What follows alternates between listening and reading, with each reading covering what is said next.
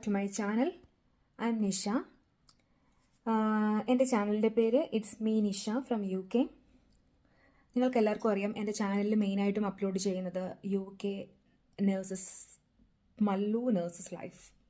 പ്രധാനമായിട്ടും എൻ്റെ ചാനലിൽ അപ്ലോഡ് ചെയ്യുന്നത് UK മലയാളി നേഴ്സസ് ലൈഫ്. അങ്ങനെ അതിനെപ്പറ്റിയുള്ള വീഡിയോസാണ് ഞാൻ അധികം അപ്ലോഡ് ചെയ്യുന്നത്.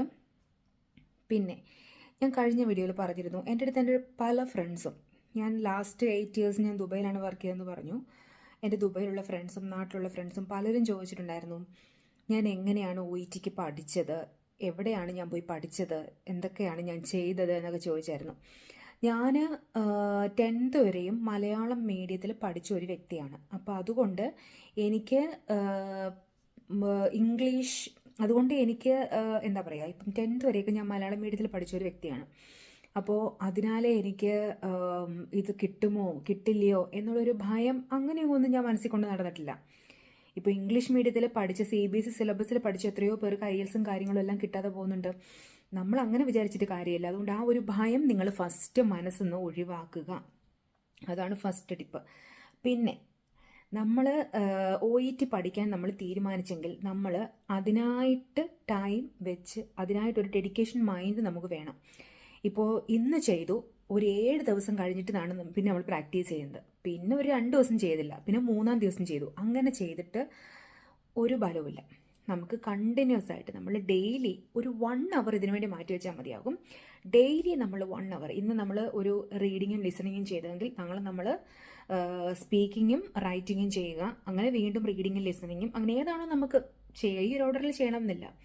അല്ലെങ്കിൽ ഡെയിലി മോർണിംഗ് ഒന്ന്, ഈവനിങ് ഒന്ന്, പിറ്റേ ദിവസവും മോർണിംഗ് ഒന്ന്, ഈവനിങ് ഒന്ന്, അങ്ങനെ ചെയ്താലും മതി. പക്ഷെ ഡെയിലി നമ്മളൊരു 1 hour ഇതിനു വേണ്ടിയിട്ട് നമ്മൾ മാറ്റി വെക്കണം. പിന്നെ കോച്ചിങ്ങും കാര്യങ്ങളും പറയാനാണെന്നുണ്ടെങ്കിൽ ഇപ്പോൾ നിറയെ കോച്ചിങ് സെൻറ്റേഴ്സും കാര്യങ്ങളും എല്ലാം ഉണ്ട്. അപ്പോൾ ഞാൻ ആരെയും നിരുത്സാഹപ്പെടുത്തുമല്ല. പക്ഷെ ഞാൻ പ്രധാനമായിട്ടും പറയുന്നത്, അങ്ങനെ ഇതിന് 1 വർഷത്തോളം ഒന്നും നമ്മൾ കോച്ചിങ്ങിന് പോകേണ്ട കാര്യമൊന്നുമില്ല. എനിക്കറിയാം, നാട്ടിൽ പലരും അങ്ങനെ പോയിട്ട് ഒരു 6 മാസം 7 മാസമൊക്കെ കോച്ചിങ്ങിന് പോയവരുണ്ട്. പക്ഷെ അവർക്ക് OET എഴുതിയിട്ട് കിട്ടിയിട്ടുമില്ല. അപ്പോൾ അങ്ങനെ നിങ്ങൾ കോച്ചിങ്ങിന് എല്ലാ മാസവും കണ്ടിന്യൂസ് ആയിട്ട് പോയിക്കൊണ്ടിരിക്കണം എന്ന് ഞാൻ പറയില്ല. നിങ്ങൾക്ക് ഇതിൻ്റെ ആ ഒരു ഐഡിയ, അതായത് എന്താണ്, എങ്ങനെയാണ് മോഡൽസ് ഓഫ് ക്വസ്റ്റ്യൻസ്, എന്താണ് നിങ്ങൾ അതിനുവേണ്ടി ചെയ്യേണ്ടത്, എങ്ങനെ നിങ്ങൾക്ക് എന്തൊക്കെയാണ് ഇതിൻ്റെ ടിപ്സ്, ഇത്രയും കാര്യങ്ങളൊക്കെ നിങ്ങൾക്ക് കിട്ടിക്കഴിഞ്ഞു കഴിഞ്ഞാൽ കുറേ മെറ്റീരിയൽസ്, ആ മെറ്റീരിയൽസ് നിങ്ങൾക്ക് നിറയെ മെറ്റീരിയൽസ് യൂട്യൂബിലും പല ടെലിഗ്രാം പേജുകളിലും എല്ലാം നിങ്ങൾക്ക് കിട്ടുന്നതായിരിക്കും. അപ്പോൾ അതിനെല്ലാം പ്രിൻ്റ് ഔട്ടും കാര്യങ്ങളും എടുത്ത് വെച്ച് നിങ്ങൾക്ക് ചെയ്ത് പഠിക്കാവുന്നതേ ഉള്ളൂ. നിങ്ങൾക്ക് തനിയെ വീട്ടിലിരുന്ന് ചെയ്യാവുന്നതേ ഉള്ളൂ. ആദ്യം നിങ്ങൾക്കിപ്പോൾ ഒരു ഹെൽപ്പ് വേണമെന്നുണ്ടെങ്കിൽ അതിൽ പോകുന്നതുകൊണ്ട് തെറ്റില്ല. പോയിട്ട് ഇപ്പം ഫോർ എക്സാമ്പിൾ റൈറ്റിംഗ് നമുക്ക് ഉറപ്പായിട്ട് നമുക്ക് ഒരാളുടെ ഹെൽപ്പ് വേണ്ടി വരുന്നതായിരിക്കും. കാരണം എന്താണ്, എങ്ങനെയാണ് ആ ഒരു ഇൻട്രൊഡക്ഷൻ എഴുതേണ്ടത്, ഇപ്പോൾ ഒരു ഫോർമൽ ലെറ്റർ ആണെങ്കിൽ എങ്ങനെ, ഇപ്പം ഒരു ഹെൽത്ത് കെയർക്ക് എഴുതുമ്പോൾ, ഡോക്ടർക്ക് എഴുതുമ്പോൾ എങ്ങനെ, ഒരു രജിസ്റ്റേർഡ് നേഴ്സിന് എഴുതുമ്പോൾ എങ്ങനെ, ഡിസ്ട്രിക്ട് നേഴ്സിന് എഴുതുമ്പോൾ എങ്ങനെ, കമ്മ്യൂണിറ്റി ഹെൽത്ത് നേഴ്സിന് എഴുതുമ്പോൾ എങ്ങനെ. അപ്പോൾ ഇതിനെപ്പറ്റി എല്ലാം വന്നിട്ട് നമുക്കൊരു അറിവ് വേണം. അപ്പോൾ അതിന് വേണ്ടിയിട്ട് ഉറപ്പായിട്ട് ഒരാളുടെ ഗൈഡൻസ് നമുക്ക് ആവശ്യമാണ്. അപ്പോൾ അതിന് ഞാൻ പോകണ്ടെന്ന് പറയുന്നില്ല. എൻ്റെ കാര്യത്തിൽ പറയുകയാണെങ്കിൽ, ഞങ്ങൾ ആ ഒരു ടൈമിൽ ഞാൻ ഒരു ദിവസം പെട്ടെന്ന് ഞാൻ എടുത്ത ഒരു തീരുമാനമാണിത്, OET പഠിക്കാൻ പോകാം. ഫ്രണ്ട്സ് എല്ലാം പോകുന്നു, UK-ക്കും അയർലൻഡ്, ഓസ്ട്രേലിയ. അപ്പം ഓക്കെ, OET പഠിക്കാൻ പോകുന്നത് പെട്ടെന്ന് ഒരു ദിവസം എടുത്ത തീരുമാനമാണ്. അപ്പോൾ അങ്ങനെ ഞങ്ങൾ താമസിച്ച സ്ഥലത്തിൽ, ഷാർജയിൽ ഞങ്ങൾ താമസിച്ച വീടിൻ്റെ അടുത്ത് അതിൻ്റെ ഒരു കോച്ചിങ് സെൻറ്റർ ഉണ്ടായിരുന്നു. പക്ഷേ ഞാൻ ശരിക്കും പറഞ്ഞാൽ അവിടെ പോയതുകൊണ്ട് റൈറ്റിംഗ് അതെനിക്ക് കുറച്ച് ഗുണം ചെയ്തിട്ടുണ്ട്. അതും ആദ്യം എന്നെ പഠിപ്പിച്ച ഒരു ടീച്ചർ, അവർക്ക് ഇതിനെപ്പറ്റി യാതൊരു ഐഡിയ ഇല്ല. എനിക്കും ഇതിനെപ്പറ്റി യാതൊരു ഐഡിയ ഇല്ലാത്തതുകൊണ്ട് അവർ പറഞ്ഞു തരുന്ന ഒന്നും അല്ല ഇതിൻ്റെ കാര്യങ്ങളെന്ന് എനിക്കൊട്ടും മനസ്സിലായതുമില്ല. അതൊരു ഒരാഴ്ച, അവർ ഇത്ര മണിക്കൂറിനാണ് നമുക്ക് പൈസ വാങ്ങുന്നത്. അങ്ങനെ എൻ്റെ ഒരു ഒരാഴ്ച കഴിഞ്ഞപ്പോൾ ആ ഓഫീസിൽ അതിൻ്റെ മാനേജർ എൻ്റെ അടുത്ത് പറഞ്ഞു, ഇന്ന് തൊട്ട് ടീച്ചർ മാറുവാണ്, വേറൊരാളെ പഠിപ്പിക്കുന്നു പറഞ്ഞു. അങ്ങനെ 2ാമത് ഒരാൾ വന്നു. ആ ആൾക്ക് കുറച്ച് വിവരവും കാര്യങ്ങളും അറിവും എല്ലാം ഉള്ളതാണ്. ആ ആൾ വന്നിട്ട് പറയാൻ തുടങ്ങിയതിന് ശേഷമാണ് ഞാൻ മനസ്സിലാക്കിയത്, ഇതൊക്കെയായിരുന്നു. പിന്നെ ഞാൻ യൂട്യൂബിൽ കുറേ വീഡിയോസും കാര്യങ്ങളും എല്ലാം വന്നിട്ട് ഞാനിരുന്ന് കണ്ടു, എന്താണ് OET. അതിന് മുന്നേ ഇപ്പം നിങ്ങളൊരു ഒരു കാര്യം കേൾക്കുമ്പോഴേ ഓടിപ്പോയി നിങ്ങൾ കോച്ചിങ്ങിന് ചേരുന്നതിന് മുന്നിട്ട് എന്താണ് OET, അതിൽ എത്ര സെക്ഷൻസ് ഉണ്ട്, ഓരോ സെക്ഷനിലും എത്ര മിനിറ്റ്, എത്ര പാട്ട്, കാര്യങ്ങളെല്ലാം നിങ്ങൾ ക്ലിയർ ആയിട്ട് അറിഞ്ഞിരിക്കണം. ഇപ്പോൾ ഞാനിതൊന്നും അറിയാതെ ആദ്യമേ പോയി, എന്നെ പഠിപ്പിച്ച ടീച്ചറിന് ഒരു വിവരം ഉണ്ടായിരുന്നില്ല ഇതിനെപ്പറ്റി ഒന്നും. രണ്ടാമത് വന്ന ആളിൽ നിന്നാണ് എനിക്ക് കുറച്ച് ഏകദേശം ഇതൊക്കെയാണ് ഇതിൽ നടക്കുന്നത് എന്ന് മനസ്സിലാക്കി എടുക്കാൻ തന്നെ 2 ആഴ്ചയോളമായി. അപ്പോൾ ഈ 2 ആഴ്ച എന്ന് പറഞ്ഞാൽ എനിക്ക് എല്ലാ ദിവസവും പോകാൻ പറ്റില്ല. എനിക്ക് ഓഫ് ഡേ ആകെ ഫ്രൈഡേ ഉണ്ടായിരുന്നുള്ളൂ. ആ ഫ്രൈഡേയിൽ ഈവനിങ് 2 to 5 3 hours ഞാൻ പോയിക്കൊണ്ടിരുന്നത്. അപ്പോൾ നിങ്ങൾ പ്രധാനമായിട്ട് ശ്രദ്ധിക്കേണ്ട കാര്യം, അതിൽ 4 പാട്ടാണല്ലോ, ലിസണിങ്, റീഡിങ്, റൈറ്റിംഗ്, സ്പീക്കിംഗ്, ഇത്രയാണല്ലോ വരുന്നത്. അപ്പോൾ അതിന് ഓരോന്നിനും അതിൻ്റേതായ ടിപ്സും കാര്യങ്ങളും എല്ലാം ഉണ്ട്. അപ്പോൾ അതെല്ലാം പ്രധാനമായിട്ട് നിങ്ങൾ ചെയ്യേണ്ടത് ഈ നമ്മൾ ഫോണിൽ നോക്കി, ഇപ്പോൾ ഫോർ എക്സാമ്പിൾ യൂട്യൂബിൽ നോക്കിയിട്ടാണെങ്കിൽ പോലും നമ്മൾ വീഡിയോ ഓൺ ആക്കി വെച്ചുകൊണ്ട് നമ്മൾ എഴുതാനിരിക്കരുത്. നമ്മൾ പ്രധാനമായിട്ടും നമ്മൾ ചെയ്യേണ്ടതെന്ന് പറഞ്ഞു കഴിഞ്ഞാൽ പ്രിൻ്റ് ഔട്ട് എടുത്ത് തന്നെ ചെയ്യണം. ഇപ്പോൾ പ്രിൻ്റ് ഔട്ട് എടുത്ത് തന്നെ ചെയ്യുമ്പോൾ നമുക്ക് തന്നെ മനസ്സിലാകും എവിടെയാണ് നമുക്ക് തെറ്റിയത്. അല്ലെങ്കിൽ ഇപ്പോൾ ഫോർ എക്സാമ്പിൾ അവർ ചിലപ്പോൾ ഈ മെഡിസിൻസിൻ്റെ പേര്, ഇപ്പോൾ ഫസ്റ്റ് പാർട്ടിൽ ലിസണിങ്ങിൻ്റെ ഫസ്റ്റ് പാർട്ട് അവർ പറയുമ്പോഴത്തേക്കിനും നിങ്ങൾക്കറിയാം 12+12 24 ക്വസ്റ്റ്യൻസ് ആണ്. അതിൽ 2 ഹെൽത്ത് കെയർ പ്രൊഫഷണൽസ് തമ്മിൽ, ഒന്നുകിൽ ഒരു പേഷ്യൻറ്റും ഒരു ഡോക്ടറും തമ്മിലുള്ളത്, അല്ലെങ്കിൽ ഏതെങ്കിലും 2 ഹെൽത്ത് കെയർ പ്രൊഫഷണൽസ് തമ്മിലുള്ള എന്തെങ്കിലും കോൺവെർസേഷൻ ആയിരിക്കും പോയിക്കൊണ്ടിരിക്കുന്നത്.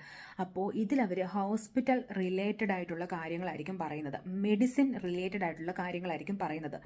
അപ്പോൾ പ്രധാനമായിട്ടും നിങ്ങൾ ചെയ്യേണ്ട ഒരു കാര്യം ഡയഗ്നോസിസ്, ഇതെല്ലാം കുറേ ഈ എന്താണെന്നിപ്പോൾ പറയുക, നമ്മൾ നാട്ടിലിപ്പോൾ ബ്രൂഫിൻ എന്ന് പറയും, ഇവിടെ അത് വരുമ്പോൾ ഐബുപ്രൂഫിൻ എന്നാണ് പറയുക. അപ്പോൾ NHS യൂസ് ചെയ്യുന്ന മെഡിക്കേഷൻസിൻ്റെ ലിസ്റ്റ് നിങ്ങൾ ഗൂഗിൾ സെർച്ച് ചെയ്താൽ നിങ്ങൾക്ക് കിട്ടും.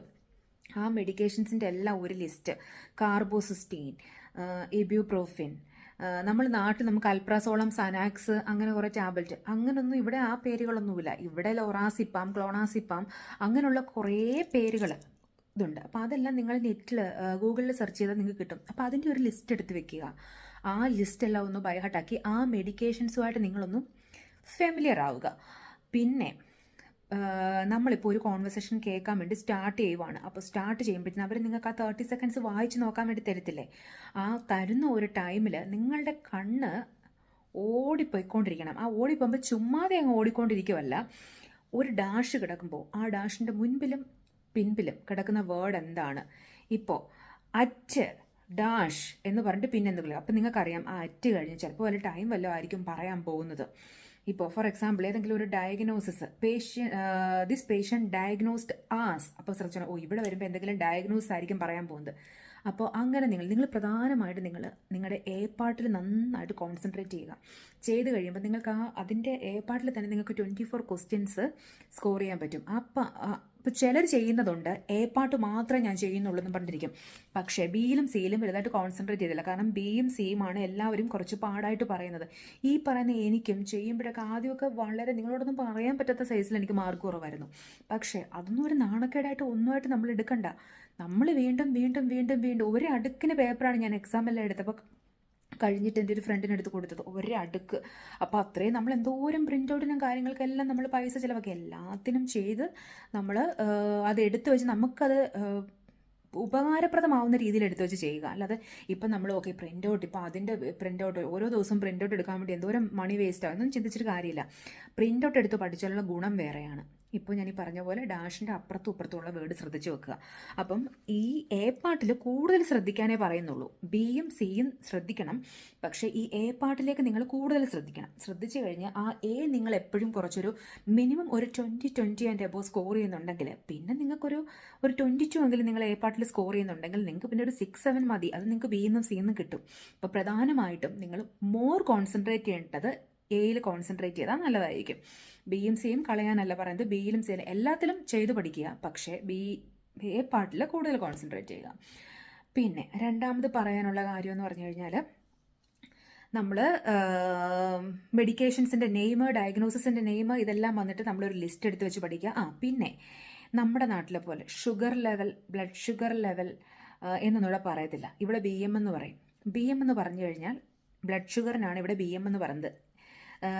CBG അങ്ങനെ ആ ഒരു വേർഡുകളൊക്കെ നമ്മൾ നാട്ടിൽ കേട്ടിട്ടുണ്ട്. ഇവിടെ വന്നപ്പോൾ ഞാൻ CBG എന്ന് കേട്ടിട്ടുള്ളത് നമ്മുടെ ഈ ABGയുടെ വേറൊരു വാക്കിനാണ് അവർ CBG എന്ന് പറയുന്നത്. ഞാനത് ഇവിടെ വന്നപ്പോൾ ഞാൻ CBG എന്ന് പറഞ്ഞാൽ നാട്ടിൽ, കാരണം ഞാൻ ചെന്നൈ അപ്പോളോയിലാണ് വർക്ക് ചെയ്തത്. അപ്പോൾ അവിടെ വർക്ക് ചെയ്യുമ്പോഴത്തേക്കിനും മുൻപ് ദുബൈയിൽ പോകുന്നതിന് മുൻപ് അപ്പോൾ അവിടെ നിൽക്കുന്ന CBG എന്ന് പറഞ്ഞാൽ ഡോക്ടർ വന്നിട്ട് ബ്ലഡ് ഷുഗർ ചെക്ക് ചെയ്യുന്നതിനാണ് പറയുന്നത്. ഇവിടെ വന്നപ്പോൾ CBG എന്ന് പറഞ്ഞാൽ നാട്ടിൽ ABG എടുക്കുന്നതിനാണ് ഇവിടെ CBG എന്ന് പറയുന്നത്. അങ്ങനെ കുറേ നമുക്ക് കാര്യങ്ങളും ഇതെല്ലാം വരും. പിന്നെ എല്ലാവരും പറയാറുള്ള കാര്യമാണ് പോഡ്കാസ്റ്റുകൾ കേൾക്കാൻ.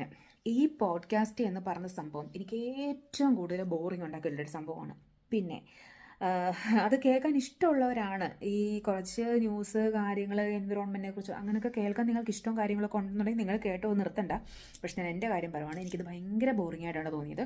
അതുകൊണ്ട് ഞാനത് കേട്ടിട്ടില്ല. പിന്നെ വലിയ ഇംഗ്ലീഷ് മൂവീസും കാര്യങ്ങളും അത് ഇന്നും എനിക്ക് ആ ശീലമില്ല, മുൻപും എനിക്കത് കാണുന്ന ശീലമില്ല. പക്ഷേ ഈ ഒരു OET പഠിക്കുന്ന ആ ഒരു സമയത്ത് ഇംഗ്ലീഷ് മൂവീസ് വിത്ത് സബ് ടൈറ്റിൽ, എല്ലാവരും പറയും സബ് ടൈറ്റിൽ ഇല്ലാതെ കാണാൻ, പക്ഷേ എനിക്ക് യൂസ്ഫുൾ ആയത് വിത്ത് സബ് ടൈറ്റിൽ കാണുമ്പം അവരിപ്പോൾ എന്താണ് പറഞ്ഞത്, അപ്പോൾ ആ പറഞ്ഞത് ഇത് കത്തിയിലേക്ക് പെട്ടെന്ന് തന്നെ നോക്കും അതിൽ എന്താണ് അവരിപ്പോൾ പറഞ്ഞത്. അപ്പോൾ ഓക്കെ ഇതാണ് പറഞ്ഞത്, ഓക്കെ താഴെ എഴുതി കാണിക്കുന്നത് മനസ്സിലായി എന്ന് നമ്മൾ തന്നെ പറഞ്ഞു നോക്കും. ഓക്കെ ഇവരിത് ഇങ്ങനെയാണ് പറയുന്നത്.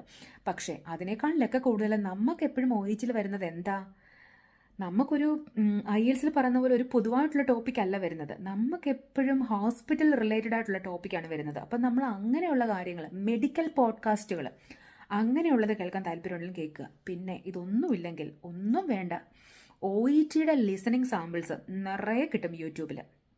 അതെടുത്ത് വെച്ചിട്ട് നിങ്ങൾക്ക് ഇപ്പോൾ എഴുതി നിങ്ങൾ ചെയ്തുകൊണ്ടിരിക്കുകയാണ് നിങ്ങൾക്ക്, അപ്പോൾ അതിനൊന്നും സമയമില്ല. നിങ്ങൾ ചുമ്മാതിരിക്കുമ്പോഴൊക്കെ വന്നിട്ട് അതെടുത്ത് വെച്ച് കേട്ട് കഴിയുമ്പോഴത്തേക്കിനും നിങ്ങൾ ഓരോ വേർഡ്സും കേൾക്കുന്നുണ്ടോ, നിങ്ങൾ മുമ്പിലിരുന്നോട്ടെ. ഇതിപ്പോൾ നിങ്ങൾ അതിലേക്ക് തന്നെ നോക്കുക. നിങ്ങൾ എഴുതണം എന്ന് ഞാൻ പറയുന്നില്ല, പക്ഷേ നിങ്ങളുടെ ഫ്രണ്ടിൽ അത് വെച്ചിട്ട് നോക്കുക. ഓക്കെ അപ്പോൾ നിങ്ങൾ ഇവിടെ ഇതാണ് പറഞ്ഞത്, ഇവിടെ ഇതാണ് പറഞ്ഞത് എന്ന് നിങ്ങൾക്ക് തന്നെ എഴുതി കിട്ടും. പിന്നെ ആ പറയുന്ന ആക്സെൻറ്റ്, ഇവിടെ UK ആക്സെൻറ്റ് കാണും, അമേരിക്കൻ ആക്സെൻറ്റ് കാണും, ഓസ്ട്രേലിയൻ ആക്സെൻറ്റ് കാണും. ഈ പല പല ആക്സെൻറ്റുകളിലാണ് ഈ ലിസണിങ്ങിൻ്റെ സംഭവം വരുന്നത്. അപ്പോൾ നമ്മൾ എല്ലാവരുടെയും ആക്സെൻറ്റ് നമ്മൾ അങ്ങനെ ഓരോന്നും നമ്മൾ ഗൂഗിളിലെടുത്ത് യൂട്യൂബിലെടുത്ത് സെർച്ച് ചെയ്ത് കഴിഞ്ഞാൽ നമുക്ക് കുറേ ആക്സെൻറ്റും കാര്യങ്ങളെല്ലാം കിട്ടും. പിന്നെ പ്രധാനമായിട്ടും ചെയ്യുന്ന ഒരു മിസ്റ്റേക്ക്, എല്ലാവരും ചോദിക്കാറുണ്ട്, ഞാനൊരു വേർഡ് ഇപ്പം നീളത്തിലൊരു വേർഡായിരിക്കും ചിലപ്പോൾ ഡയഗ്നോസിസ് പറയുന്നത്, അല്ലെങ്കിൽ ഒരു സ്കാൻ റിപ്പോർട്ട് എന്തെങ്കിലും ഒന്ന് നീളത്തിലായിരിക്കും പറയുന്നത്. ഞാനത് എങ്ങനെയാണ് ആ നീളത്തിൽ എഴുതി പോകുമ്പോഴത്തേക്കിനും എൻ്റെ അടുത്തതെല്ലാം വന്നിട്ട് പോവില്ലേ എന്നൊരിത്. അപ്പോൾ ലാസ്റ്റ് നിങ്ങൾക്ക് ആ ഒരു ചെക്ക് ചെയ്യാൻ കുറച്ച് ടൈം തരത്തില്ലേ, അപ്പോൾ നിങ്ങൾക്ക് കറക്റ്റായിട്ട് എഴുതാം. നിങ്ങൾക്ക് മനസ്സിലാവുന്നത് പോലെ, എന്തായാലും പെൻസിലാണ് നമ്മൾ യൂസ് ചെയ്യുന്നത്, നിങ്ങൾക്ക് മനസ്സിലാവുന്ന പോലെ ഒന്ന് കുത്തിക്കുറിച്ച് അവിടെ ഇങ്ങനെ ഇട്ടിട്ട് അടുത്തേലോട്ട് പോകും. ഇപ്പോൾ ഇത് കിട്ടിയില്ലല്ലോ എന്നും പറഞ്ഞിട്ട് അതിനെ നോക്കിയിരിക്കും, അയ്യോ ആ ഒരു ടെൻഷൻ പെട്ടെന്ന് തലയിൽ കയറി വരും. വിട്ടേക്കുക. ആ ഒരു സമയത്ത് ഒരു ആൻസർ നിങ്ങൾക്ക് കിട്ടിയില്ലയോ, നിങ്ങൾ അതിനെ ആ ഒരു ഡാഷിനെ നോക്കിയിരുന്നു കഴിഞ്ഞാൽ അടുത്തത് അവർ പറഞ്ഞ ആ ഒരു ഫ്ലോയിൽ പോവുകയും ചെയ്യും. നമുക്ക് ഒന്നിനു പകരം എല്ലാം നഷ്ടപ്പെടും. അതുകൊണ്ട് അതിനിടയാക്കരുത്. ഇത് വന്നു ഓക്കെ ക്ലിയർ ആയില്ല, അടുത്തിലേക്ക് അവർ പറഞ്ഞ ഫ്ലോയ്ക്കൊപ്പം തന്നെ പോവുക. പിന്നെ സ്പെല്ലിംഗ് മിസ്റ്റേക്കിനൊക്കെ മാർക്ക് കുറയുമോ ലിസണിങ്ങിൽ എന്ന് പലരും ചോദിച്ചിട്ടുണ്ട്. സ്പെല്ലിംഗ് മിസ്റ്റേക്കിന് മാർക്ക് കുറയത്തില്ല. ഇപ്പം നിങ്ങൾ ഫോർ എക്സാമ്പിൾ ഒരു സിമ്പിൾ പാരസിറ്റമോൾ എന്നുള്ളതിന് OL ഇടത്ത് AL ഇട്ട് പോയി, കുഴപ്പമില്ല. പക്ഷേ പാരസിറ്റമോൾ 500 mg എന്ന് പറയുന്നിടത്ത് നിങ്ങൾ പാരസിറ്റമോൾ ഇട്ടുള്ളെങ്കിൽ അത് തെറ്റ്. കാരണം ഡോസും റൂട്ടും എല്ലാം വന്നിട്ട് ആ IV എന്നുള്ളിടത്ത് നിങ്ങൾ IV ഇട്ടില്ല, IM എന്നായിട്ടത്. പക്ഷേ പാരസിറ്റമോൾ IM, ഓക്കെ ഓറൽ, തെറ്റിപ്പോയില്ലേ. അപ്പോൾ അതുകൊണ്ട് ഈ ഡോസും റൂട്ടും എല്ലാം ഭയങ്കര ഇമ്പോർട്ടൻ്റ് ആണ്. പക്ഷേ നിങ്ങൾ എഴുതുന്ന അതിനകത്ത് ഒരെണ്ണത്തിനകത്ത് ഇപ്പം ഇബ്യൂപ്രോഫിൻ എഴുത്ത് ഇബ്യൂപ്രോഫിൻ ആ PROFEN ഇട്ടില്ല, FIN ഇട്ട്, കുഴപ്പമില്ല. അതിലൂടെ സ്പെല്ലിങ്ങും കാര്യങ്ങളും ഒന്നും വന്നിട്ട് അത്ര ഇമ്പോർട്ടൻ്റ് അല്ല. പക്ഷെ എഴുതുന്നതിൽ അവരുദ്ദേശിക്കുന്ന സെയിം, അവർ പ്രൊനൗൺസ് ചെയ്ത ആ സെയിം രീതിയിലായിരിക്കണം നിങ്ങൾ, സെയിം വേർഡ് ആയിരിക്കണം നിങ്ങൾ എഴുതിയിരിക്കുന്നത്. അർത്ഥം മാറിയിട്ടുണ്ടാവാൻ പാടില്ല, ഡോസും കാര്യങ്ങളും ഒന്നുണ്ടെങ്കിൽ മാറാൻ പാടില്ല. പിന്നെ ലാസ്റ്റിലായി ഇപ്പം ഞാൻ പറഞ്ഞില്ലേ, വലുതായിട്ട് നിങ്ങൾ കേട്ട ഒരു വേർഡ് നിങ്ങൾക്ക് മനസ്സിലാവുന്ന കുറിച്ചിട്ട് അടുത്ത ഇതിലേക്ക് പോയെന്ന്, അത് ലാസ്റ്റിൽ ടൈം ചെക്ക് ചെയ്യാൻ തരുന്ന ടൈമിൽ തിരുത്തി കറക്റ്റായിട്ട് നിങ്ങൾ എഴുതി വെക്കാൻ മറക്കാതെ പോവുക. അല്ലാതെ നമ്മുടെ ആ ഒരു ധൃതിക്ക് അതവിടെ എഴുതി വിട്ടു പിന്നീട് അതിനെപ്പറ്റി മറന്നു പോവുക, അങ്ങനെ ചെയ്യാൻ പാടില്ല. അപ്പോൾ അതുകൊണ്ട് ലാസ്റ്റിൽ ഇവാലുവേറ്റ് ചെയ്യാൻ വേണ്ടി അവർ തരുന്ന ടൈം നന്നായിട്ട് യൂട്ടിലൈസ് ചെയ്യുക. അപ്പോൾ ഇത്രയൊക്കെ ഉള്ളൂ ലിസണിങ്ങിനെ പറ്റി പറയാൻ. വീണ്ടും റീപ്രാക്ടീസ്, അത് മാത്രമേ ഇതിനൊരു വഴിയുള്ളൂ. ടൈം എടുത്ത് ചെയ്യുക. പിന്നെ ഒരു ദിവസം മുഴുവൻ വരുന്ന ഇതിനു വേണ്ടി ചെയ്ത് പ്രധാനമായിട്ട് നമ്മുടെ ബ്രെയിൻ ഇതായി കഴിഞ്ഞു കഴിഞ്ഞാൽ, തളർന്നു കഴിഞ്ഞു കഴിഞ്ഞാൽ നമുക്കൊന്നിലും കോൺസെൻട്രേറ്റ് ചെയ്യാൻ പറ്റത്തില്ല. നമുക്ക് ഈ OET എന്ന് പറഞ്ഞ ഒരു സംഭവത്തിൽ നമുക്ക് പ്രധാനമായിട്ടും വേണ്ടതാണ് കോൺസെൻട്രേഷൻ. ആ ഒരു സംഭവം പോയി കഴിഞ്ഞു കഴിഞ്ഞാൽ നമുക്ക് പിന്നെ ചെയ്യുന്നതൊന്നും ശരിയാവില്ല. അതുകൊണ്ട് നല്ല ഉറക്കം, നല്ല റെസ്റ്റ് എടുക്കുക, നല്ല ഫ്രഷ് മൈൻഡിലിരുന്നിട്ട് ഒരു 1 അവർ ഇതിനുവേണ്ടി കഴിയുക. മാറ്റി വയ്ക്കുക, മതി. അത് കഴിഞ്ഞിട്ട് പിന്നെ എപ്പോഴാണോ നിങ്ങൾക്കൊരു മൈൻഡ് ഫ്രഷ് ആയിട്ടിരിക്കുന്നത്, ചെയ്യാൻ ഒരു മൂഡ് തോന്നുന്നത്, അപ്പോൾ എടുക്കുക. പക്ഷേ എനിക്ക് ഒരു 5 ദിവസത്തേക്ക് മൂഡില്ല എന്നും പറഞ്ഞിട്ട് വിട്ടിട്ട് പോകാൻ പാടില്ല. പക്ഷേ അങ്ങനെ എടുക്കുമ്പോഴത്തേക്കിനും അതിൻ്റെ ആ ഒരു ഫ്ലോവും ടച്ചും വിട്ട് പോയിട്ടൊരു ആഴ്ച 2 ദിവസം 3 ദിവസം അങ്ങനെയൊന്നും ചെയ്തിട്ട് കാര്യമില്ല. ഡെയിലി ഇതിനായിട്ട് കുറച്ച് ടൈം മാറ്റി വയ്ക്കുക. എല്ലാവർക്കും പാസ്സാവാൻ സാധിക്കും. ഈ പറഞ്ഞ ടിപ്സുകളൊക്കെ ഒന്ന് നോക്കിക്കേ, ഇതുപോലൊക്കെ നിങ്ങളൊന്ന് ചെയ്ത് നോക്കിക്കേ. ഓക്കെ, അപ്പോൾ എല്ലാവർക്കും ക്ലിയർ ആയെന്ന് വിശ്വസിക്കുന്നു. ഞാൻ ഫോളോ ചെയ്ത കാര്യങ്ങൾ പറയുന്നു, അല്ലാതെ എനിക്കിതിനെപ്പറ്റി കാരികമായിട്ടൊന്നും പറഞ്ഞു തരാൻ അറിയില്ല. ഞാൻ എന്തൊക്കെയാണ് ചെയ്തത്, ഞാൻ പറഞ്ഞല്ലോ, ഒരു ബേസിക് മലയാളം മീഡിയത്തിൽ പഠിച്ചു വന്ന ഒരു വ്യക്തിയാണ് ഞാൻ എന്തൊക്കെയാണ് ചെയ്തതെന്നുള്ള കാര്യം ഞാൻ നിങ്ങൾക്ക് പറഞ്ഞു തന്നതാണ്. ഓക്കെ, ശരി. അപ്പോൾ എല്ലാവർക്കും മനസ്സിലായെന്ന് വിചാരിക്കുന്നു. അടുത്തൊരു വീഡിയോയിൽ കാണും വരേക്കും